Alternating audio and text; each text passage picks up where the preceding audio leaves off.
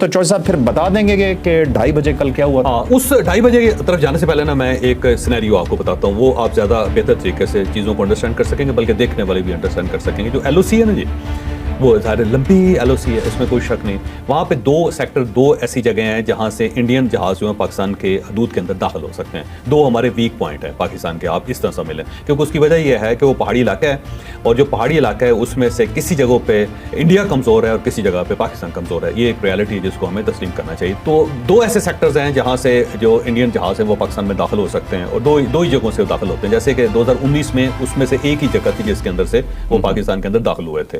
तो एक बेसिकली वादी है, और इस वादी को आप ये समझें कि चौड़ाई में बहुत बड़ी चौड़ाई के अंदर वैली है, और ये भिंबर और कोटली के दरमियान है। अगर भिंबर और कोटली के दरमियान एक इलाका है जिसको आप समझ लें कि एक वादी है जो बहुत चौड़ी, और इस वादी के जरिए जो है ना अमूमन जो इंडियन जहाज़ अगर दाखिल होंगे तो दाखिल होकर यहाँ से फिर बाग से बाहर निकलेंगे, बाग के इलाके से। तो ऐसे डाई लगा के और फिर उसके बाद बाग से घूम के ये वापस इंडिया के अंदर दाखिल हो जाता है। तो ये एक जगह है जो पाकिस्तान के लिए बड़ी सेंसिटिव है।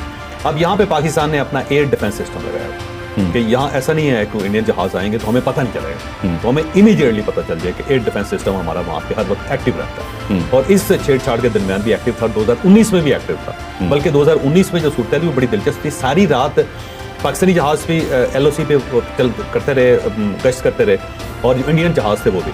और सुबह 6 बजे फिर इस तरह हुआ था कि हमारे जहाज़ वापस आ गए, और वापस आके वो तैयार खड़े रहे सरगोदा के अंदर और बाकी कामरा वगैरह में जो करीब तरीन है। और इंडियन जहाज़ों ने ये समझा कि बस वो चले गए, अब सो गए होंगे, और उसी चक्कर में इधर आ गए, जबकि हमारे जहाज़ एक्टिव थे लेकिन वो ग्राउंड थे। वो इमीडिएटली उठे और उन्होंने पकड़ लिया उनको, और पकड़ के उसके बाद अभिनंदन पकड़ा गया।